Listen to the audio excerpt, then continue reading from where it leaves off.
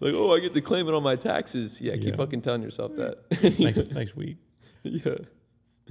Literally. Yeah, you're just chasing the dragon at that point. I've made a lot of money like collecting comic books and collecting like old vintage shit, you know, and it's way easier to predict for me. But I guess it's just because I know the market better. So yeah, stocks were just too stressful for me. And I feel like if I blew up on like a stock, if I made like $1 million or something, I don't think I would be motivated to make music the way I am, you know. Almost being broke or like having to struggle and be that slight, you know, desperation for the future. It forces you to kind of like invest in yourself, you know?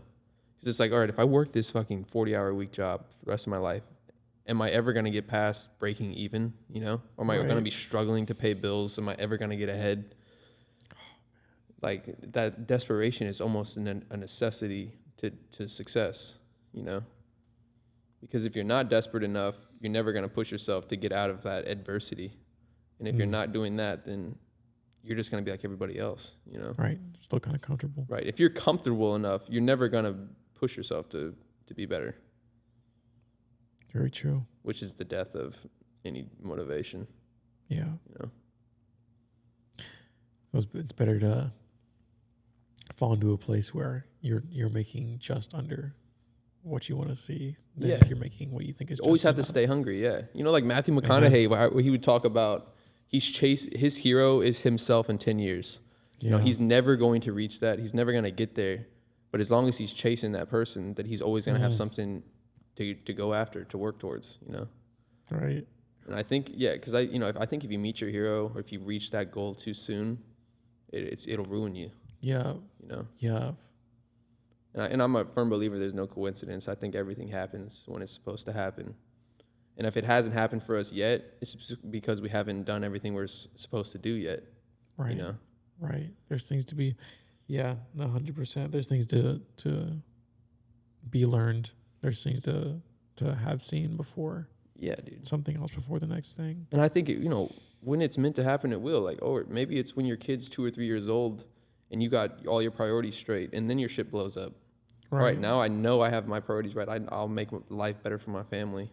Phrase up. Now it makes sense, you know? Right. Never praise it. Yeah, dude. It's just like, it's kind of how I view like me getting healthy and getting sober. Like when I first had all these ailments happening, I was going through the chronic pain. All I could think was like, why the fuck is this happening to me? Like, why did God put me through this? Like, I didn't do anything to, I'm just suffering all the time. So I forced it to make sense. I made it so it had to give a reason to why it happened. Like, I would have never gotten healthy the way I am now. I wouldn't exercise the way I do. Would have never fucking stopped smoking and drinking the way I am now. Right. Like, it now I look at it and it's like, it had to happen that way, you know? Right. And if I look at music the same way, like, all right, maybe music's not where we want it to be, but if we stay hungry and we continue to make art the way we used to, well, then it'll make sense later on in life, you know? Like, well, if we would have blown up when we were 21, we wouldn't even have half the songs that we have now. Right. You know? We have known, like, what to do here or this or there, yeah. Right. Like, I couldn't have made Ghost in the Shell or Deep End if I was, like, fucking happy and successful, you know? Right. Like, I had to be down in the dirt, man. Like, I was depressed. There's more to be done with that situation. Yeah. And I know that there's more to be done now. And and we can look back in 5 to 10 years and be like, it had to happen that way. Yeah, the different seasons in your life. Sometimes there's just like no explanation for it, but down the road. Yeah. And I swear, every time it's gotten to the point where I was going to break, like literally not telling myself where I was like, all right, this is it. This is the end of my life or something. Like God or whatever higher power would somehow give me a glimpse that we're going in the right direction. Yeah. You know, like my first song got picked up on Discover Weekly, or the first time someone heard my song and reached out and said, bro, don't stop. You're helping people. It's like, that doesn't happen by coincidence, you know? Right. In that moment when you're thinking of it. Yeah. I remember like at the open mic, I was like terrified. It was like our last open mic we did, and there was like 50 people at the open mic. Remember, I'd be here now. And I was like so fucking terrified to get up there. And then right as I'm plugging my phone in to put on the aux, Anna calls me, you know? And I hadn't talked to her in like a year. And it was literally, and I look over at Trevor and I'm like, bro, this doesn't fucking happen like this, you know? And then I put it down, and there's just the sense of this is exactly where we're supposed to be. It's exactly what we should just need to be doing right now. And I think those little glimpses are just a way to show that we're exactly where we're supposed to be at. You know? Yeah. A glimmer of hope. Yeah. Like, don't lose the hope. And I guess the rest of the time is the peaceful distractions. You know, Yeah. just trying to get ourselves to the next moment, the next glimmer. Just like, you know, when we used to drive on the fucking back roads for days, just listening to beats, That was the man. glimmer. Yeah, like, and it kept us close to music too, you know? Even if we never made any of those songs, like, we were just listening to beats all fucking day. It kept us close to where we were supposed to be. And every time I've tried to give up music or move away from it, I feel like bad shit starts to happen, Yeah. you know? No kidding. It'll start punishing me. I know. And I'm like, fuck, I gotta go. All right, I'll make another song. Stop. Okay, I'll get on YouTube and type beat. Fine. Yes, man. And it scares me. It scares me back into doing it. Like, It really does. And at some point later in the night, there's a smile on my face. Like when you roll back into doing your art, maybe you didn't want to do it, or maybe you feel like you can't reach that place right now, but you get into it. that you have to. You know, it's the whole law of attraction that we talk about. Like, if you're moving towards it, it's going to move towards you. You know, like if I'm halfway in, nothing's going to happen. But as soon as I fucking sit down for a day and I'm like, all right, I'm listening to beats for 12 hours straight. By the end of that day, I always find something that's connecting. You know, The gears start to turn. yeah, because I'm telling myself, I'm not just saying it. I'm like in it. You know, all right, I'm actually going to fucking do this. And like, I know us doing this podcast and me doing the behind the scenes video, even if it doesn't look like it's doing anything now, a year from now, I guarantee it'll progress or manifest into something that's more than we could fathom, you know? Amen. It's just how life works. This is the fucking science behind, energy, whatever. Yeah. You push into it, it'll push back. Yeah, dude. It'll pull you around. Yeah, I mean, if you move towards it, it moves towards you. It's just how it works. If you move away, then it starts to move away. You start to get less successful, you know? We used to make music every fucking day, dude. And we were most successful at that time, you know, even if our music wasn't that good. Like, but if we only dropped 1 or 2 hits now, it just wouldn't be the same, you know, and it would be way harder to fucking do. Yeah. And same with our relationships. Like, if I'm not actively trying to build my relationships with my family or go out of my way to see my niece and nephew or take my girlfriend out, like, those relationships will start to suffer, you know? Yeah. Like, you start to move away. I literally apply that to everything now. Yeah, time was a necessary sacrifice for sure. Yeah, dude. I mean, it just, you know, we used to talk about manifestation like it was some goddamn spell, dude, like a power. Nah. Like, yo, if we start talking about it every day, it'll happen, right? Like, I still believe that truth. yes, every day. And I'll tell, you know, my family, if they start saying some bad things, talking about getting sick or something, I'll be like, hey, you need to relax. Like, stop talking about You ain't that. sick. Yeah. In the name. Don't say anything bad. Don't talk about no car accident. Don't talk about your fucking life failing, because it will if you talk about it that way. Exactly. We're talking about you being healed now. Yeah, dude. Like, it's energy, man. It's like you can somehow finesse it, manipulate it, whatever, you know? Yeah. You got to somehow figure out a way to use it to your advantage. It's almost like, you kind of get wind of it yourself and you insert yourself into the situation. Yeah. Frequency or vibrationally and somehow. Dude, I don't absolutely. know. Does that make sense? I mean, even with the Idol glance, with Trading Vices, you know, like, bro, just if you just talk about, I need to get a song on Idol, bro. I need to get a song on there. And then you get Trading Vices on there, you know? Yeah. And then we would talk about, like, doing these shows. Like, bro, we need to somehow get people to come to our shows. Yeah, get on these shows, or get on these playlists. Yeah. That was it. And we talk about it every day. And people, and even the open mics, you know, we did like 15 open mics. And every single week, a little bit more people came every time. Yeah. You know? And it's like we don't talk about manifesting as much now, and it's not a coincidence. Shit doesn't happen as much now, you know. It's because we're not moving in that direction. Yeah, like the world it requires more and more of your mindset from you to like take up more of that space that we were trying to take up with idealism and the manifestation and space to margin to think about it and believe it and have faith in it. Dude, absolutely. That's the downfall. It's like, how do we stay in stride, you know? Like, stay in the pocket of being productive and being, like, an actual fucking good artist, you know? Versus just hoping that it happens. Because I feel like a lot of the times we're kind of just like banking that, all right, we'll do this one song, throw it out there, and then I won't post about it again. And then hopefully, you know, it catches on. Like, we're just leaving it up to chance at that point. You know what I mean? Right. Versus like when we're in stride, it just feels so easy. Like, that's the only time we're ever able to make a project anyways. Like, I can't go make 4 songs right now. But if I'm in stride, it just feels like I could do 4 songs in a week. Right. It's like, holy shit. A few days. Yeah.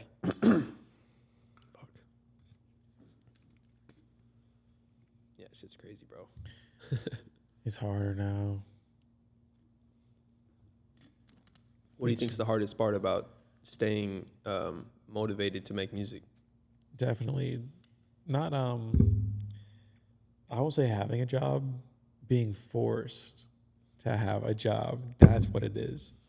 The freedom to not be able to choose to have a job right now. That's what it is. Because if I could be like, oh yeah, I can just like lay all the way back into my music, then I 100% would. But dude, that's right now. It's just something the choice of it. Yes. Yep. Something that like, you know, I could have spent more time leaning into clientele where I lived, or leaning into clientele in Indy or Noblesville or other cities around me. But I had the fear of opening up my place to people, and that was probably my downfall in the end, especially to people that were actually like nice and genuine that I probably could have linked up with and connected with and made cool music with. Yeah, dude.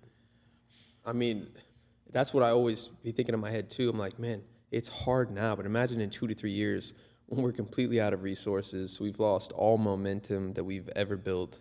Like, how are we still supposed to go into a studio and feel motivated to make a song? And you're like, your body's just starting to like my body's failing. I don't know if I'll be able to run when I'm fucking 40. Like, I have those thoughts in the back of my head. Like, how am I gonna, you know, be able to provide for my family if I'm not successful, or if I give up on what I'm building now?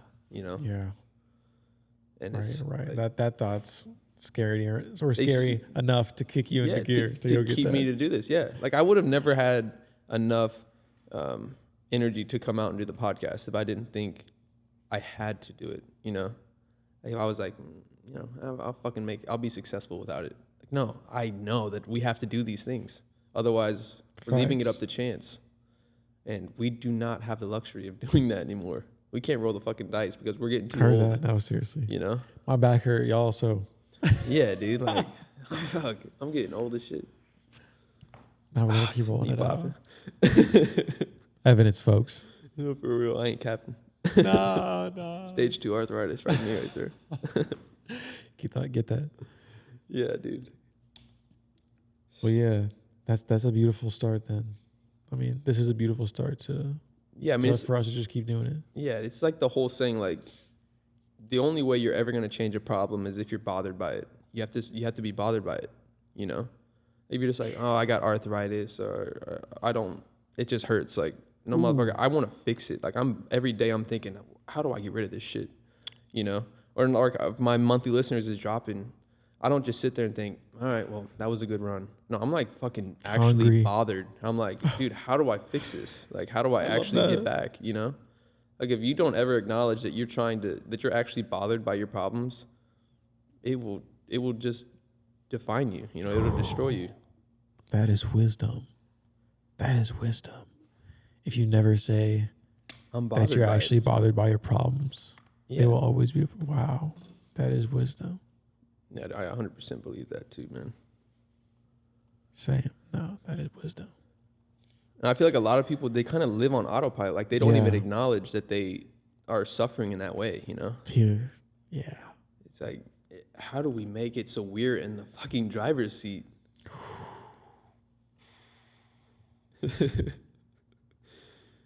It's, I don't know. I guess it kind of applies to the victim mentality as well, you know? Like, are you a fucking... Yeah, I could fit in with it, but... Yeah. Like, are you just a product of your surroundings? Or are you trying to influence your surrounding, you know? Right. And change it a bit. Right, in a positive manner. Right. And I think, I really do think a lot of successful people, you have to have some form of adversity.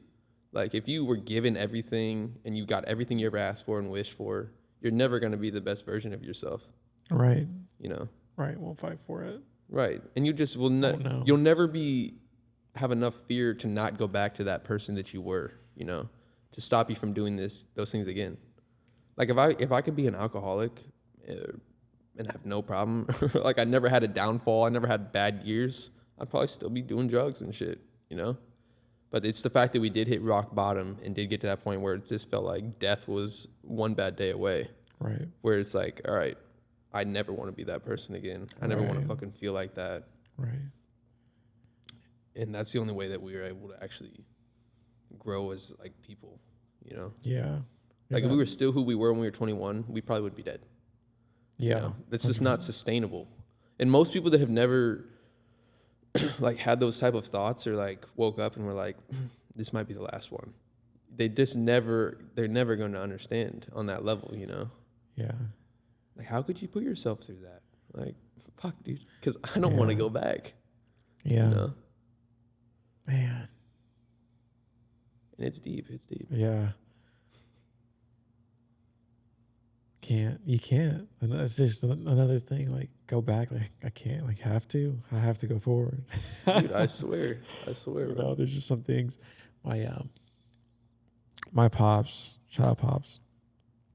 He his buddy, his daughter passed away in a terrible car accident with her fiance, and my father was accompanying him to her funeral, and he was like, "I don't know how you do it, man. Like, I don't know.